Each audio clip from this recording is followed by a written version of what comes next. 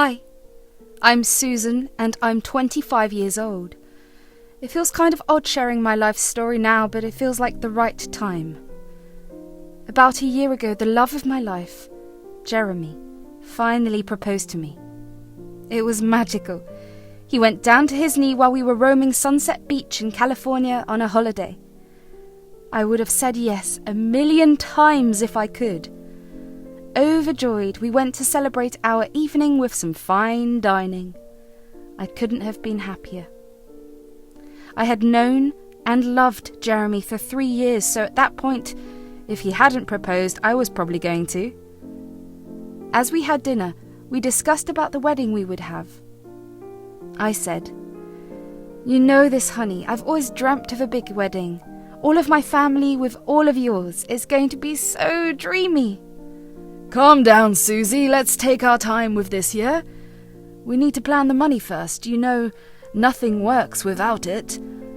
He laughed it off, but I was way too excited for us. There was also a big secret in the making that I wanted to keep from Jeremy until I was certain. I knew once he found out, he'd be over the moon with happiness. But all things have a time, so until then, I was keeping it quiet.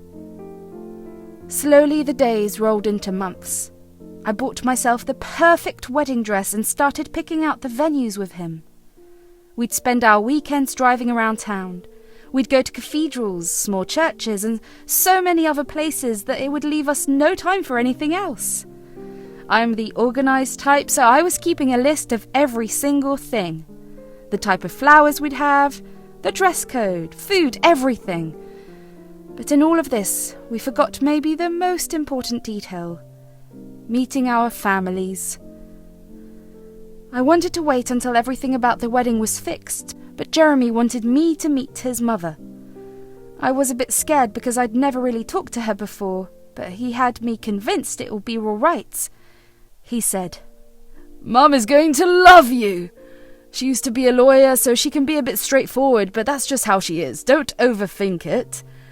"Okay, I'll try my best. I had to see her someday anyway. I just hope it goes well."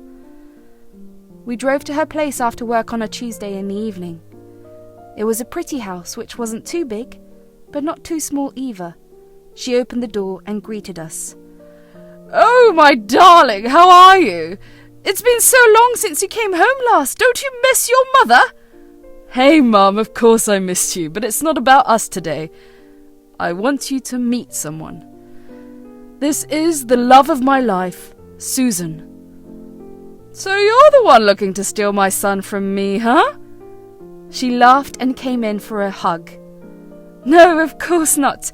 Just borrowing him for a little bit, I'd say." "Oh, well, I'd be happy to lend him at the right price. Come on in, let's eat something. Nice family dinner for everyone." We went inside the house. I was told that Jeremy's dad was not home at the time. He was attending to business and would only join us later on for dinner maybe. My mother-in-law-to-be often spends time in the house alone waiting for him to come so they can spend time together. I think that's a very deep bond and only made me more excited to meet Jeremy's dad. However, that day my excitement would soon start slowly melting away. It's probably because of the conversation that came up on the table that day. To me, Cynthia seems a bit too old school, and I'm trying to be respectable here because that's not a term anyone else would use. I remember how she brought this up. She asked me, "So, Susan, I was just wondering, how much do you usually make in a year?" The question took me aback. Why was she asking about my salary out of the blue? I make enough, I suppose. I'm a key member of this startup and get paid pretty decently. Sometimes more if I get some incentive for performance. Anyway, I've always felt experience is far more important in any field. Cynthia seemed impressed, or maybe she was shocked. I really couldn't tell the vague expression she had on. "How interesting. You know my Jeremy makes about $70,000 a year." "Why are we bringing this up?" "Oh, it's nothing. I just thought that maybe you two should really start thinking about the money. After all, being a woman takes its toll, doesn't it, Susan?" I was confused. Did she mean being a woman would be more expensive? I didn't say anything, just nodded along because I had no clue what she was going on about. The conversation ended right there, and we sat around talking about how he and I met and fell in love. I felt like revealing my secret to both Cynthia and Jeremy, but the moment didn't feel right. A few hours later, Jeremy's dad, Bob, finally joined us. He looked like he was easily in his 50s. There was a lot of grey in his beard. Bob was a pensive man. When he laughed, it was never more than a shy chuckle. His agreements were slight nods and disagreements, a quiver of his lips. He didn't say much. All this while, Cynthia was a complete chatterbox like Jeremy, but I had no idea that she and I would get along less and less after that day. Her views of womanhood were the most surprising to me. I am an only child of my parents and was raised with pride. I was asked to never look down on anyone, especially myself, even in tricky circumstances.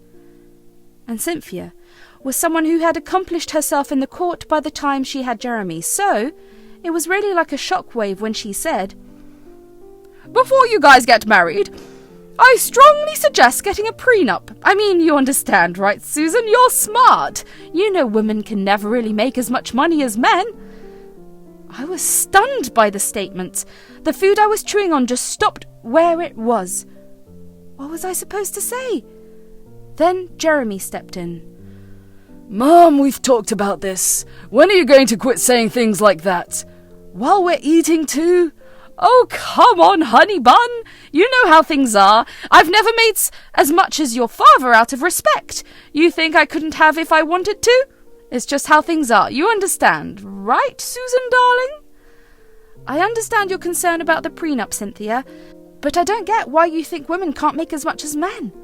I mean, I do technically make more than him right now, and we're not tense about it. It's completely normal.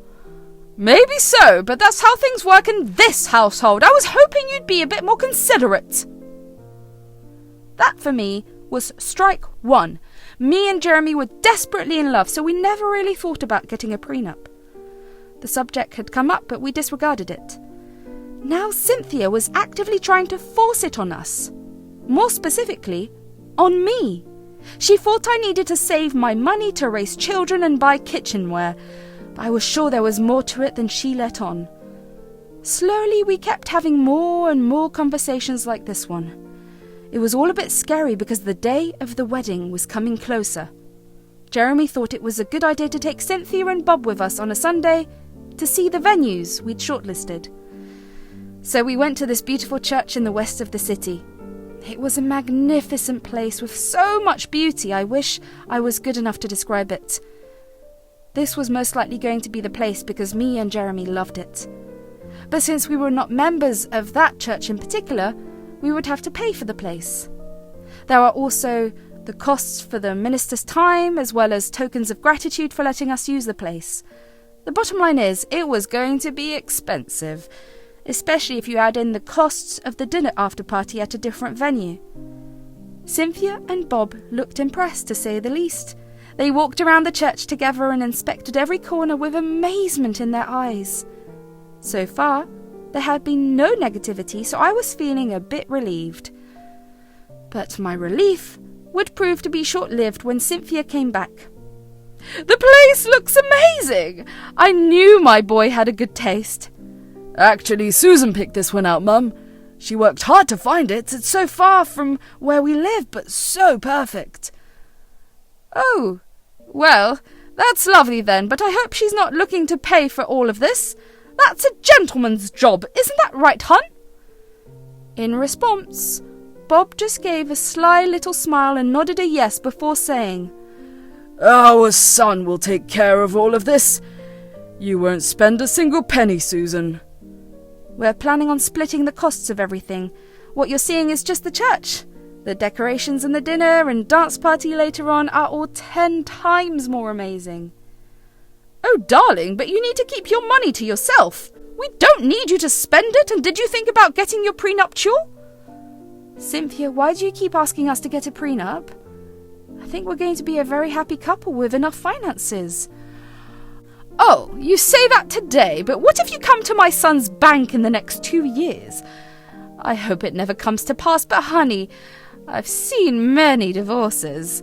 Women can become so selfish when they make less. You can't blame me for being cautious. Are you trying to say I'm marrying him for the money, Cynthia? That's such a terrible accusation. Oh, love, I'm not accusing you of anything. I'm just saying it's worth considering. Me and Bob here got a prenup and we're doing wonderfully. All I had to do was make less than him and he was happy. I'm sure a young woman like you can do that for Jeremy too, right? Oh my God, Mum. It's like you're not even trying to hear her out. It's not the way we do things anymore. Jeremy, wait. Look, Cynthia, I really don't like the way you seem to think about women, but I'll let it go for now. I'm sure we can talk about it at home, and about the prenups. If it matters to you that much, we'll give it some thought, okay? Does that make you happy? Oh, the happiest. She said that and gave me the fakest hug I've ever had. The drive home was so awkward with the two of them in the back. Me and Jeremy couldn't talk about the things that were going on at the time, so we held back. Once we went back to our place, we decided to bring it up. He said, I feel so bad about all of this. I hope she changed a bit, but in all these years there's nothing. It's okay, I get it. I'm not happy with how she thinks. It almost disgusts me. But I can give the prenups more thought if you're okay with it. I have nothing against it, my love. You know that. I just don't think we'll ever need them. But she's been so annoyingly persistent. Honestly, I love her, but she can get on my nerves too sometimes. It's okay. I don't want to ruin your bond with your mother. If it makes her happy, we'll get the prenups done. Let's just find a good lawyer. Fine, let's take a little break from the wedding plans then. Not a very long one, though. I really can't wait to see you in the white dress, honey. Things like this are what made me fall in love with this man. We were adaptable. We'd adjust to any situation without compromising each other. That, right there, is what true love looks like. So we took some time from work and got our prenup agreement straight. He would keep what's his, and I would keep what's mine if things were to ever go sideways. Now, Cynthia was happy. There was a bounce in her walk now, which wasn't there before, and here I was, still unsure why exactly she wanted us to get the prenup. Surely the reason had to be deeper. It would all come clean to me when we decided to spend a night with Jeremy's parents. The night was great. We had a barbecue and danced around. Cynthia didn't bring up anything negative the whole time. Honestly, I felt like the storm had blown over. Jeremy had to go to work the next morning, but I had an off, so I was still in bed that morning. But Cynthia didn't know I was awake already. And so I heard her talking about something on call. Oh yes, they finally signed it. I'm so happy right now. You have no idea, Mary. Mary was Jeremy's aunt and her sister. I couldn't believe she was already spreading the news all over the place. I don't know about this girl. I mean, she seems nice and decent, but come on, you know Jeremy, he's too innocent. Never really learned how to grow up and look out for himself. And honestly, he can do so much better than her, I swear. I was shattered. I knew she was a bit strange, but this... Jeremy loved me with all his heart. Why would she even say something like that? I'd done nothing to hurt him in all the time we'd been together. I didn't make a sound, though. The bedroom door was slightly open and I kept hearing the conversation as she passed around the hall doing chores. Oh, please, Mary, stop taking her side. You haven't even met her. You'll see what I'm talking about when you meet her. And one day, Jeremy will see too. And then he's going to want to divorce her, and then what?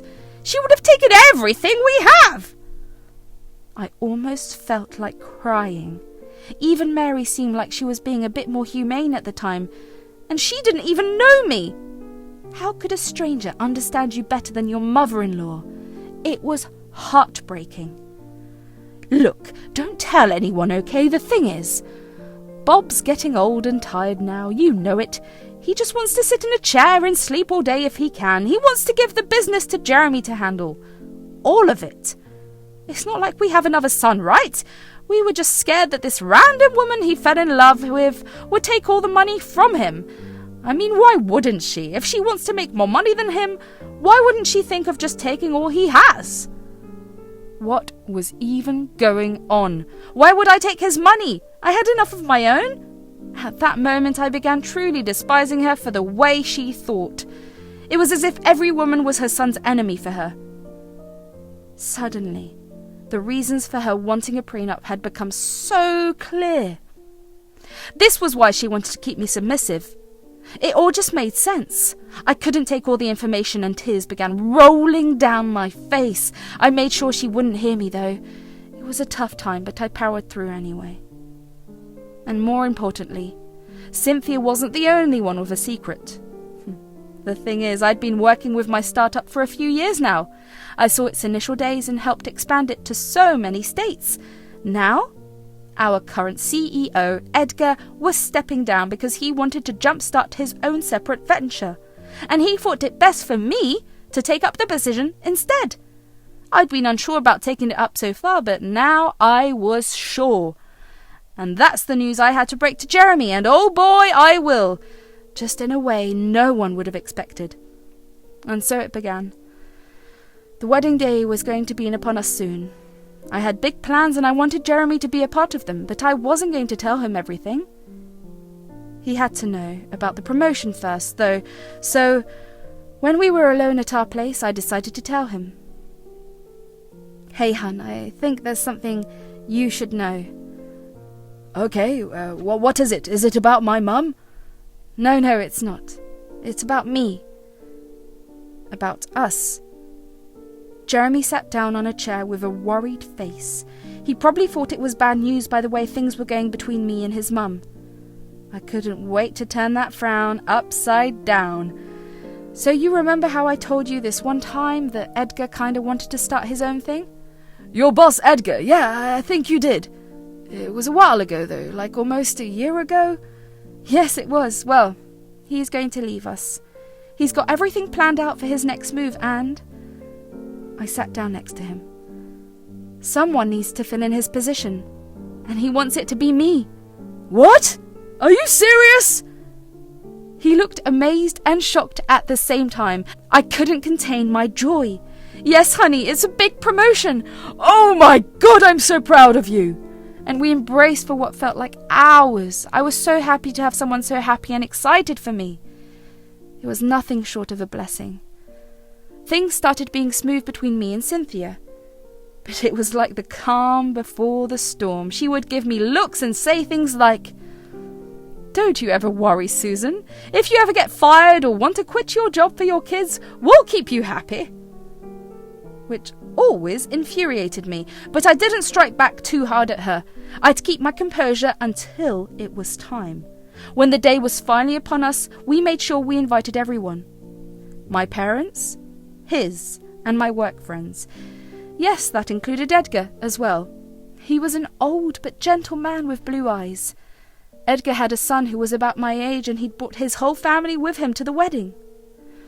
The church was adorned beautifully.